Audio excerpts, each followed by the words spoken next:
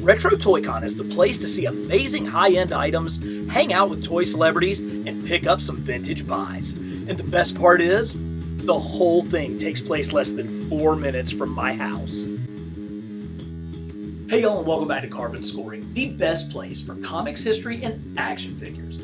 I just went to Retro ToyCon in Greenville, South Carolina, hosted by my local shop, Toy Federation, and it is one of the best toy shows in the country. It's got everything you could want, from fantastic guests like the voice cast of the 90s X-Men cartoon, to YouTube superstars like Shartiums Prime and Pixel Dan. But before we get into what I picked up at the show, let's take a look around and see what all was available. You gotta start with the host of the show, Toy Federation, who had incredible box toys like the Flag, the Turtle Sewer playset, and Snake Mountain, as well as tons of box Transformers. I mean, it was vintage box goodness everywhere you looked. Star Wars, G.I. Joe, wrestling figures, anything you could possibly want from a vintage standpoint, they had it. Oh, and hey look, there's Ryan, our host. Speaking of hosting, this board shows that a lot of the action took place after hours, both with lobby trading and trading up in the hotel rooms.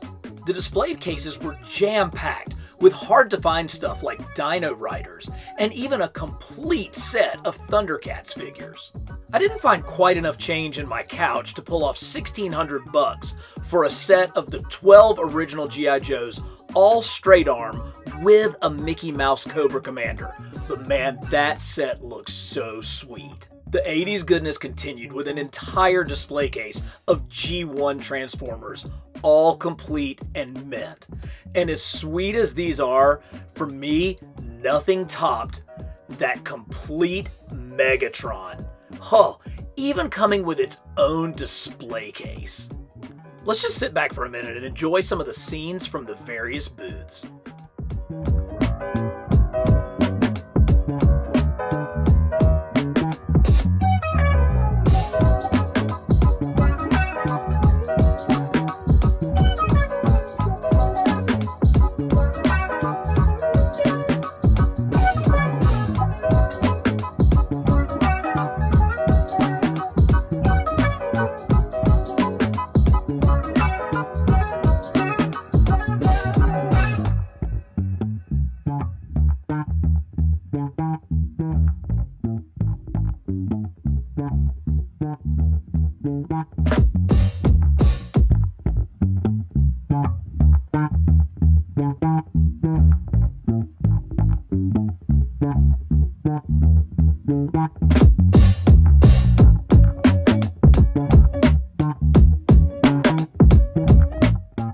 Hey, while you're jamming out to this funky beat, go ahead and hit that subscribe button.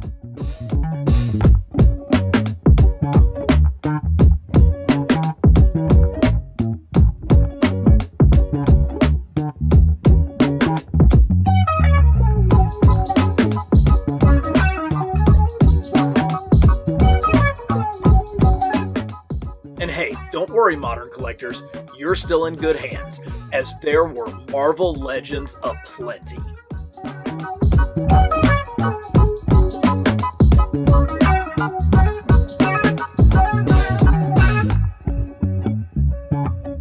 One of the highlights of the show for me was getting a chance to hang out with a couple of the biggest toy YouTubers on the planet in Shartimus Prime and Pixel Dan.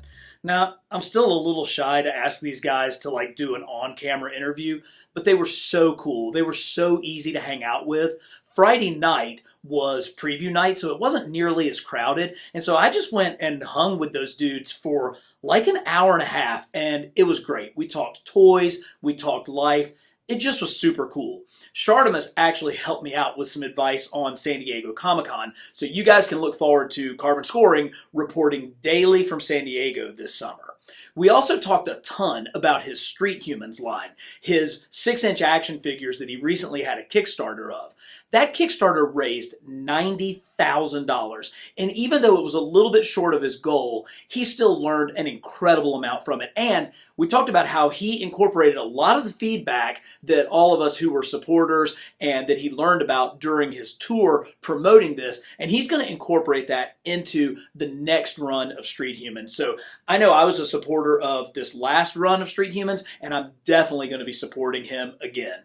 Hey, and Shard, if you're watching this, I'm sorry I couldn't catch you on Sunday. My son's soccer team made the finals, and they won, so I kind of had to run go do that. These two goofballs are Mitch and Sam, two of my best pals in the collecting community. Speaking of friends, the very first thing that I picked up at the show was this incredible Toy Biz Sneak Attack Spider-Man. This is the Todd McFarlane designed Spider-Man that really is just fantastic. I obviously have a loose one of these, but I didn't have one in package. And I got this from my comic shop owner, Richard Morgan from Richard's Comics in Greenville. And Richard's a good friend, and he had a huge booth filled with vintage 90s Toy Biz toys. And my plan was I was going to come back on Sunday, the last day of the show, and do a little bit of footage, get a little B-roll of all of his Toy Biz stuff. Turns out, on Saturday, he sold his entire booth to someone. So I'm really glad I managed to grab this on Friday on preview night. And I can't wait until I get to my local shop on Wednesday to find out the story of him selling his entire booth. So good for you, Richard, and obviously you had a great Retro Toy Con. I also really enjoyed getting a chance to sit down and talk with Pixel Dan. Now, I had met Dan a couple of years ago at this same convention, but this time I actually purchased his book, this 750-page history of the entire Masters of the Universe line. This thing is incredible. It is such a great guide to all the different Motu lines. It has incredible photography, plus these great little factoids, and you can almost hear Dan's voice when you read it. Now, he and I talked about what his next project is, and I didn't get permission to tell it, and I don't know if it's something that's out there or not, so I'm not going to spoil it, but let me tell you, I am looking forward to it. I can't wait, and you guys are going to love it. Okay, so the next two figures that I picked up were definite impulse buys, and they were totally because of Pixel Dan. I had just watched his review of the new Sectars figures from Nacelle Toy Company, and I was like, God, I never had any Sectars. Those actually look pretty cool. And so I was walking around the show, and I found these for like $10. So I was like, you know what? I'm just going to grab these just to kind of check them out and see what they're all about. And they're actually pretty awesome. They're like, I don't know if they're like 6 inches. They're kind of right in that scale. He doesn't have any of his accessories. I want to say this is Dargon, like the leader of the Sectars. Good ball shoulder here and like good ball hips so that he could ride his like insect warrior dudes, the puppets, the hand puppets that he would ride around on. But really good sculpting on both of these. Plus, they've got some pretty sweet paint apps. And I mean, these were just like in a box. These were just like in a all you can find for $5 sort of box. But kind of a cool thing. And I don't know if I'm going to get into Sectars or not, but at least I've got a couple to throw around in my collection. It seemed like everywhere you looked at this show, there were incredible Transformers. But it was a particular GoBot toy that just happened to catch my eye.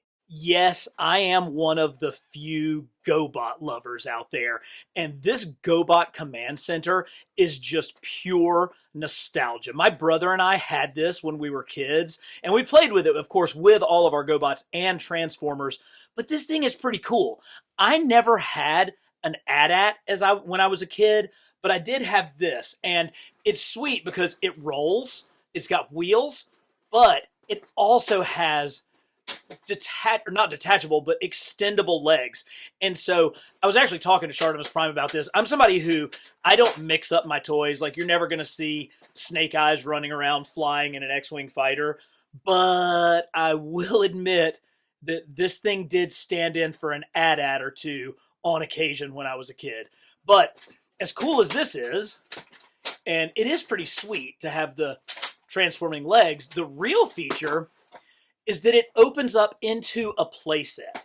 And it has an elevator that goes up and down. It has different shelves. This one's actually missing a lot of the shelves, but it does have one. It's got images of other GoBots on these stickers, which are still really, really sharp. But remember, these are transforming toys, and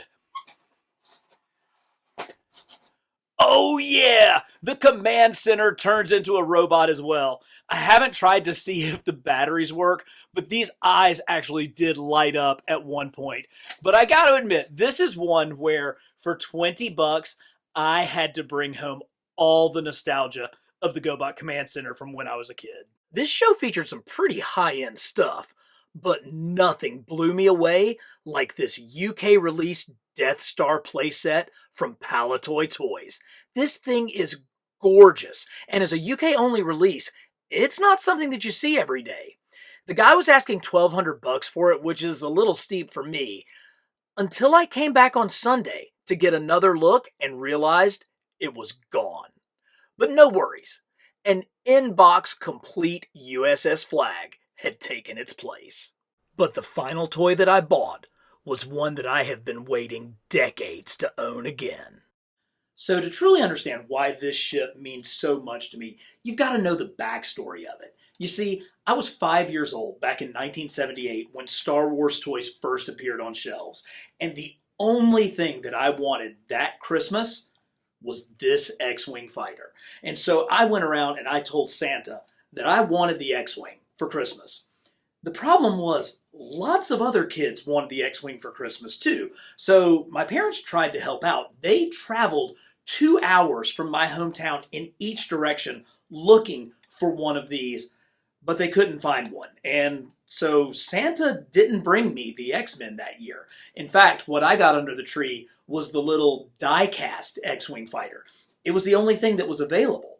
So my parents let me know that the problem was I didn't specify to Santa that I wanted the big X-Wing. So fast forward another 12 months, I made sure that I told every Santa Claus that I could come across that year I was looking for the big X-Wing fighter. And thankfully, right there under the tree, there it was. Now I want you to try to imagine what it's like being 6 years old and you have waited 2 years for this one toy. That's 1/3 of your entire lifetime waiting on one thing. And I mean, I loved it like you wouldn't believe. I zoomed this thing all around my house, and that's actually the only vintage X-Wing that I ever owned up until now. Before we take a look at the X-Wing itself, I actually got an original box to go with it. So this is the 1978 Star Wars X-Wing box. You can see it doesn't have the Empire or Jedi logos, and it has the original artwork. And it actually looks like it makes a good display piece. Sure, it's a little bit worse for wear, but look at how great that is with the original figures on there, that old school Star Wars logo. Of course, you've got more images of just exactly what different play features it has. And it's the same image basically on both sides of the box. But I'm thinking about, maybe flattening this out and using it as some kind of display whenever I figure out where I'm going to put my brand new X-Wing fighter. A couple of more surprises that were inside the box.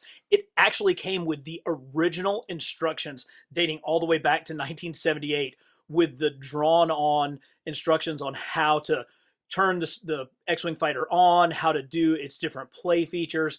And there was, now this one obviously didn't come with it because it was from Empire Strikes Back, but toys used to come with basically a miniature Wishbook. So look at this. Here is the Empire era Wishbook that would come with vehicles. You've got, write-ups, descriptions. You've got pictures of all of the different toys that are available in the line. Oh, man, I wish these are things that still came with toys today, because I can remember as a kid getting this and just going crazy thinking about all the different possibilities that were out there.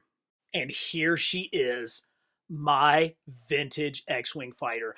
I have to apologize to the seller that I got this from because I forgot to write down your name or grab your card. But once again, thank you for making me a really good deal on this gorgeous X-Wing. He let me know that what he did was he took a lot of different X-Wing parts to put together this one as the cleanest one that he had for sale at the show. And you can see this thing is 45 years old, but it has very, very minimal yellowing. It is really white. The stickers are almost perfect. Now, of course, we all know that Luke Skywalker was red 5, but we have the red 3 livery there, and the stickers aren't exactly screen accurate, but who cares? This thing is so good. The R2 unit was just a bulb. You couldn't really put a true R2 in there, but I do have the Luke X-Wing pilot right there in the cockpit. The cockpit closes nicely.